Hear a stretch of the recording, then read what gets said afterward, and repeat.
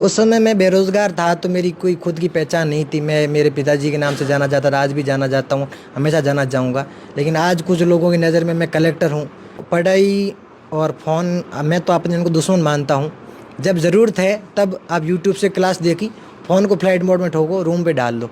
एक अच्छा दोस्त आपको इमोशनल हर तरीका सपोर्ट देता है। वो जब असफल होते हो तो मेरा दोस्त मेरे घर पर आता था, 7-7 दिन मेरे घर रुकता था और मुझे इमोशनल सपोर्ट देता था। शायद ही अभी 3-4-2 साल ट्रेनिंग हो गई, उसके बाद जैसी सर्विस है उसके अकॉर्डिंग आगे को सब मेरे सीनियर है, मेरे दोस्त है, फैमिली है, सबसे कंसल्ट करके उसके बाद ही निर्णय लूँगा। किसी भी हिंदू धर्म के किसी भी वेद ग्रंथ में उपनिषद में आरण्यक में कहीं नहीं लिखा है कि मृत्यु भोज करो, क्योंकि मृत्यु भोज को सक्षम आदमी कर सकता है, लेकिन जो गरीब है उसको फिर लोकल आज से करना पड़ता है। देखो, कॉन्फिडेंस उसी दिन से था जिस दिन मेरा इंटरव्यू हुआ था। मेडिकल ही होना बाकी था, 10 फरवरी को इंटरव्यू हुआ। इंटरव्यू होते ही मैंने बाहर आया और फ़ोन वापस यूपीएससी के बाद डेस्क में जमा होते मैंने लिए और मैंने क्योंकि मुझे पता था मेरे पापा घर पे प्रोग्राम चल रहा था, अभी बिजी है। मैंने मेरे भाइयों को फ़ोन किया, मैसेज किया, मैंने कहा इंटरव्यू बहुत अच्छा गया, रिजल्ट की चिंता ही नहीं करनी। नमस्कार दोस्तों, आज हम आपको एक ऐसी शख्सियत से रूबरू कराने जा रहे हैं जो इन राजस्थान के टीलों और रेगिस्तानी धोरों से निकलकर आज उन्होंने एक ऐसी सफलता हासिल की है जिसकी चर्चाओं की गूंज चारों तरफ है।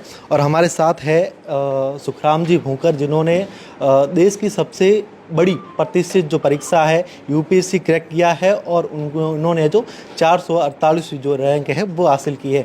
आज हमारे साथ हैं, इन्हीं से ही बातचीत करेंगे। इनका जो परिश्रम का पूरा सफ़र रहा है वो किस तरीके का रहा है। सबसे पहले तो आपको बधाई। बहुत बहुत शुक्रिया आपका। पहला सवाल मेरा यही रहेगा कि इतना बड़ा सपना जो इस सामान्य परिवार, किसान परिवार का बेटा हालांकि कोई नहीं देखता है, और जो सपना आपने देखा और वो सफल भी किया, कैसे आखिर? 10वीं में जब मेरिट में आया था तब सब कुछ बोलते कि मेरिट में आया था कलेक्टर बनेगा, तो मैंने सोचा क्या पता ट्राई कर लेंगे। तो उसी के बाद से लगन तो थी, लेकिन फिर माँ बाप की मेहनत इतनी ज़्यादा थी कि मुझे सोचा कि इतनी मेहनत है तो कुछ बेहतर करना चाहिए।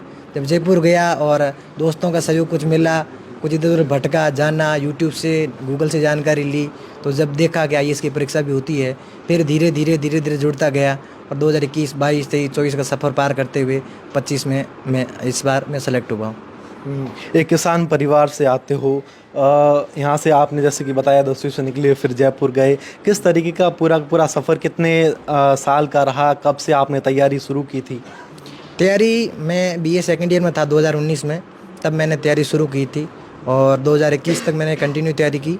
और उसके बाद मैं घर पर शिफ्ट हो गया था, जयपुर में मेरा मन नहीं लगा था। फिर मैंने 1.5 साल घर पे तैयारी की, फिर